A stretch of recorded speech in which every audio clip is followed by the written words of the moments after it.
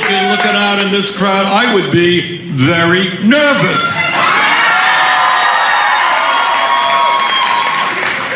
Today, we are here for some very serious business.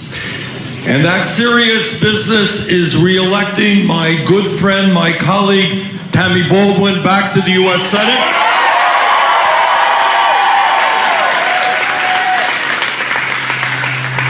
To tell Scott Walker it is time for him to depart. And to elect Tony Evers as governor. To elect Mandela Barnes as lieutenant governor. To elect Randy Bryce as the congressman from the 1st Congressional District. And to send my old friend Gwen Moore back to Congress for another term. Now let me give you a brief history of U.S. politics in recent years, because it ain't complicated. 4 years ago, in the United States of America, in our midterm elections, we had the lowest voter turnout since World War II. All right? Almost 2 out of 3 Americans did not vote. And the Koch brothers and the other billionaires spent an enormous amount of money, put money on TV running ugly ads against candidates like Tammy and others. And people say, it's a midterm election, I don't have to vote, and they stayed home. And working people stayed home, lower income people stayed home, people of color stayed home, young people stayed home. Not this time is exactly right.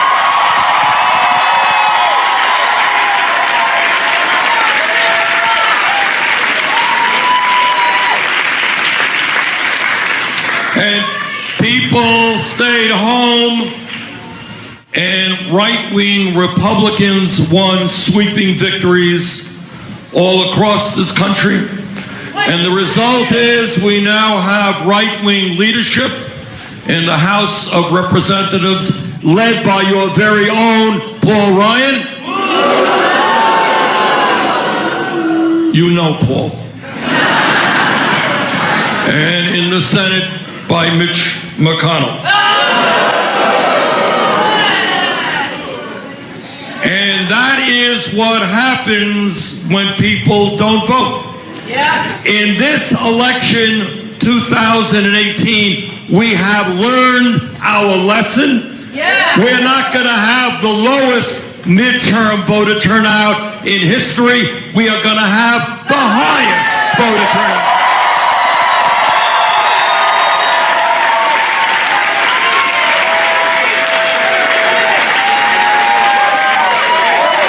And I want to say, and this is a wonderful turnout, I see people of all ages here, but I want to say a special word to the young people.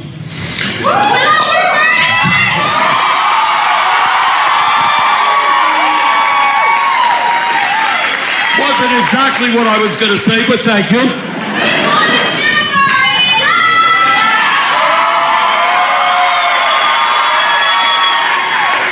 And what I want to say to the young people, no offense to those of us who are older, the young generation in America today is the most progressive generation in the history of this country.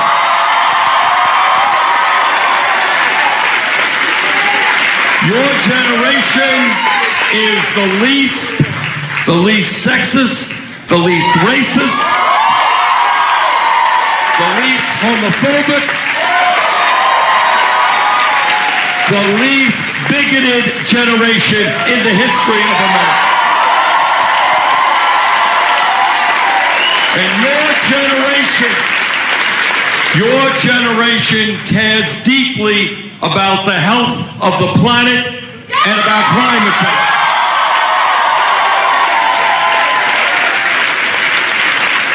But all of that decency decency, all of that love, all of that concern doesn't mean anything if you don't come out to vote.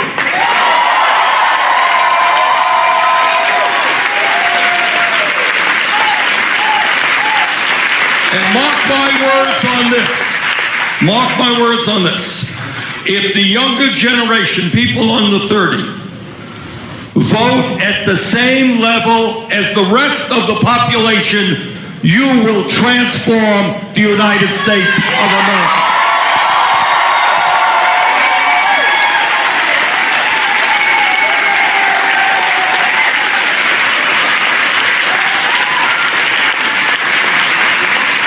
So Tammy and Nina and everybody else, what we are asking of you is not only to come out and vote, not only to do early voting, but do something else. And I know it may be a little bit uncomfortable, but we are living in uncomfortable times. And we got to do sometimes things that make us a little bit nervous.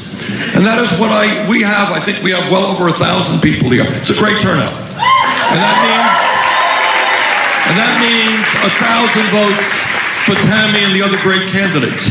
But if each and every one of you goes out of your way and starts talking to family members and to co-workers and to your neighbors, and you say, you know what, I know you don't usually vote, but this election is so very important. Come on out with me. I'll walk you to the polls.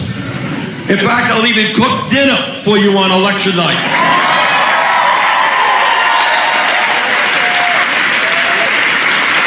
And if each of you do that 1,000 votes that are here this afternoon suddenly becomes 4,000 votes.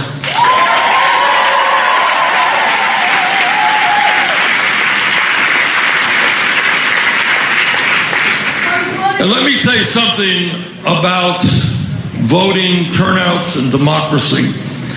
And that is, Tammy has run for office and been around a while, and I've been around a while. And this is what I honestly believe. And I come from Vermont, and I've run for office, and I have lost elections, and I've won elections. But it has never, ever occurred to me to make it harder for people to vote, to suppress the vote because they might vote against it.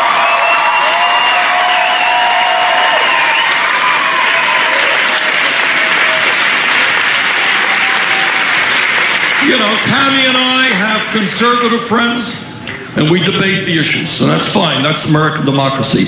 But what is not American democracy is to do what they're doing in Georgia, to do what they're doing in North Dakota, and to, in fact, do what they have done in this great state over the last 10 years, and that is make it harder for people to vote.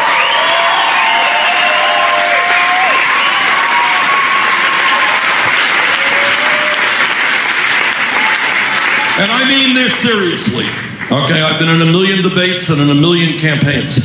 And if my Republican friends out there don't have the guts to defend their ideas, if the only way they think they can win elections is by suppressing the vote and making it harder for people to vote, I say to them, get out of politics and get another job.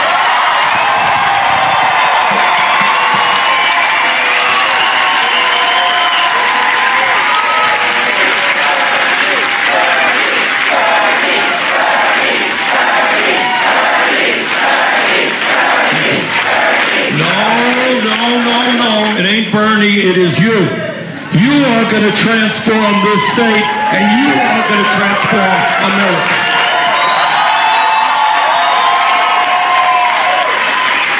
Because as you have heard me say a million times, real change not going to come from Tammy, not going to come from me. It is going to come from you. It is going to come from grassroots America.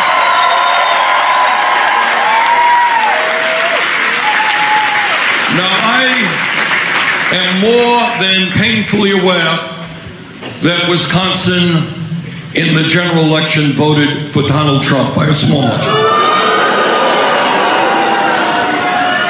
But I have the strong feeling that a lot of people who voted for Trump in 2016 did not know that he was a pathological liar, that he would say one thing and then do the very opposite. When Trump ran for office, some of you may recall that he told the people of Wisconsin and Vermont and America that he was going to provide health care to everybody. Remember that?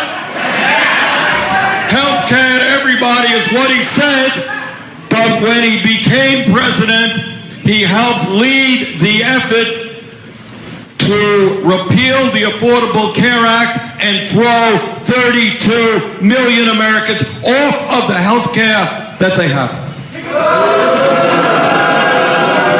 I want you to think about, just think for 1 second, what would have happened if by one vote Tammy and I had not helped defeat that horrible proposal. Think about your friends. Think about your friends and family members who are dealing with cancer, dealing with heart disease, dealing with diabetes, who suddenly would have lost their lifeline and their insurance. And think about how much suffering and death would have occurred. So you got a president who told people of Wisconsin, health care for everybody, but he did exactly the opposite. You have a candidate in Donald Trump. When he ran for office, he said, what was right? He said, we are going to take on the pharmaceutical industry. We are going to take on the drug companies. 2 years have come and gone, and drug prices today are soaring and higher than they have ever been. Donald Trump said he would take on the drug companies, but he lied. During his campaign, Donald Trump said, I'm a different type of Republican. Paul Ryan, actually, he mentioned, Paul, correctly, wants to cut Social Security, Medicare, and Medicaid. Not Donald Trump. I won't do that. And I say to the people of Wisconsin who voted for Trump, he lied to you because in his last budget, he proposed $1 trillion cut to Medicaid, $500 billion cut to Medicare, and a $72 billion cut to the Social Security Disability Fund. Just a few weeks ago, and we don't have the time to catalog all of Trump's lies. We'd be here day and night, day and night. But just a week ago, Trump gets in front of, I think it was 60 Minutes, and he says, you know what, there are differences of opinion about climate change. No, there are not differences of opinion. The scientific community is virtually united in telling us that climate change is real.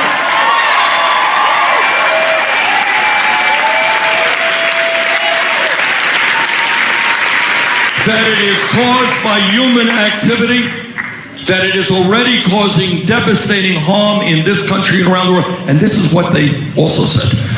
They said, and that is the Intergovernmental Panel on Climate Change, you may have seen their report, they said we got 12 years.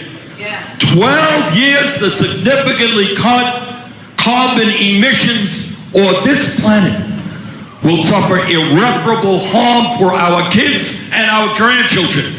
And in the White House, we have a president who is working hand in glove with the fossil fuel industry, more concerned about their short-term profits than the future of our planet and the health of our children.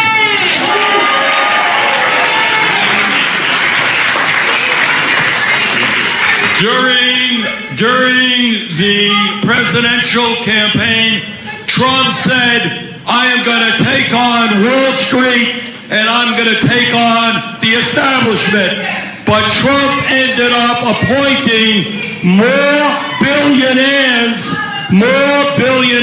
to his administration than any president in the history of this country. You are not taking on the establishment when you appoint billionaires after billionaires and when you deregulate many of the large banks on Wall Street. Trump, you are not taking on the establishment. You are part of the billionaire establishment.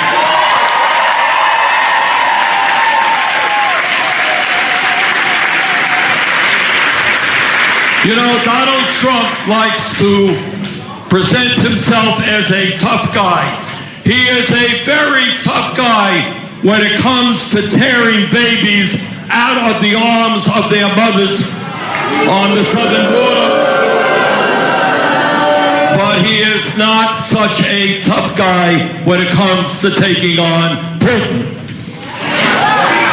He is a tough guy when it comes to cutting health care for children, not such a tough guy when it comes to the dictators in Saudi Arabia and their murder.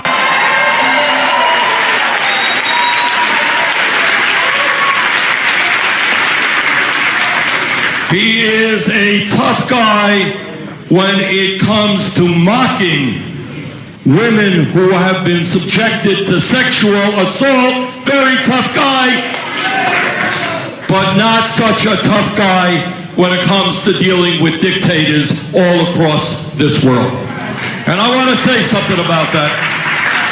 People in this room, people in this state, people in my state, fought and died to defend American democracy. People fought and died for people's right to vote, for people's right to speak out, for a 13 million votes. The importance of winning more votes from younger people, black and white and Latino and Asian American and Native American. The importance of all of that was that we showed the world that the time is now for dealing with a corrupt economic and political system.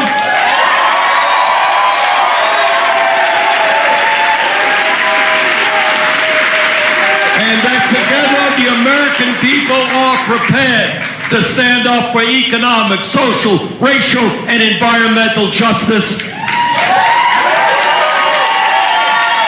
And the result of all of that, the important result, is that ideas that are just a few years ago seemed radical and extreme, and we were attacked day and night by every editorial board writer in America and by the establishment. All of those so-called radical ideas are now strongly supported by the American people. Thank you, Wisconsin.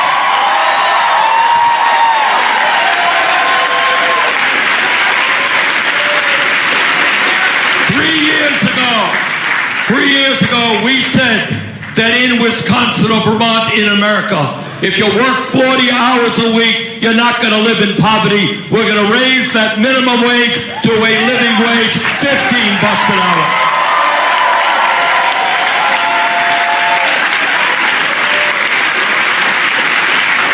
And guess what? All over America, cities and states, and by the way, Amazon now paying $15 an hour.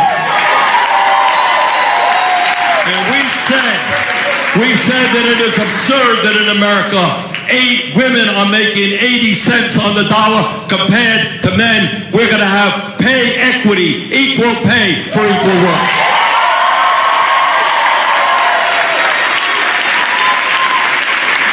And we said that in this moment in history, all of our young people and people who are not so young have the right to get a higher education regardless of their income. And when we said that if this country is going to do well economically in a competitive global economy, we are going to make public colleges and universities tuition free and lower student debt.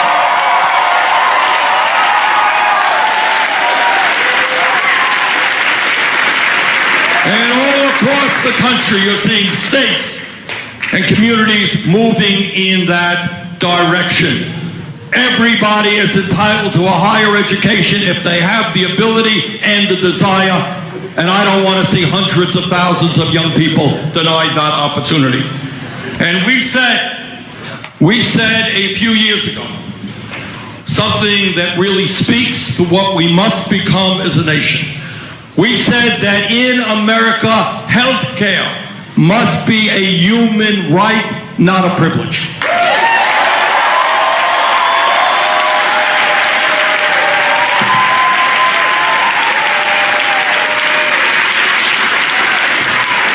And we said that there is something wrong about a dysfunctional healthcare system in which 30 million people have no health insurance and many of you are underinsured. A system in which we pay the highest prices in the world for prescription drugs. A system which enables us to be the only major country on earth not to guarantee health care to all people. And what we said is this country must move to a Medicare for all single-payer program.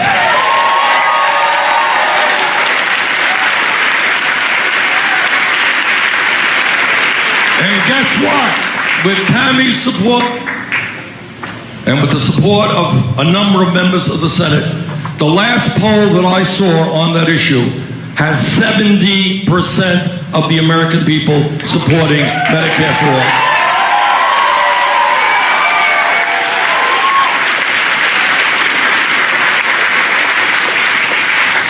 And on it goes. Many of those issues that we talked about are now kind of mainstream issues. And we're making real progress on that, and we should all be proud of that. But when we talk about Trump, I want to say one more point. And that is, yes, Tammy and I disagree with Trump on his economic policies, on his climate change policies. But there is a deeper level that we have very, very strong offense to what he is doing. And that is the following. Throughout the history of this country, all of you know that good people have put their lives on the line to fight against all forms of discrimination. From the days of the first settlers coming here, we all know the terrible things that were done to Native Americans. We all know about the abomination of slavery and racism and segregation. We know that 100 years ago today, women in America did not have the right to vote. We know about all of the ugliness that was pushed on the LGBT community. We know about the religious bigotry, the prejudices against Catholics and Italians and Irish and Jews. We know all of that history. But we also know something else, that over those hundreds of years, good people, brave people, put their lives on the line to understand that we are a common humanity, that no matter where we were born, what the color of our skin is, what our sexual orientation may be, we are one people.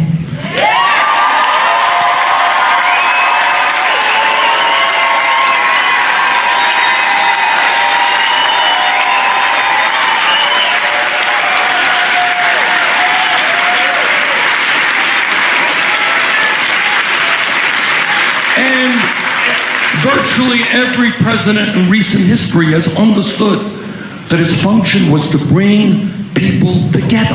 That's what you do when you're president of the United States. But now we have a president who, for cheap political reasons, thinks that he can win votes by dividing us up, by getting one group of people to hate another group. And I say this from the bottom of my heart to Donald Trump. This country has struggled with discrimination and racism and sexism and homophobia for too long. Mr. Trump, we are not going backwards, we are going forwards.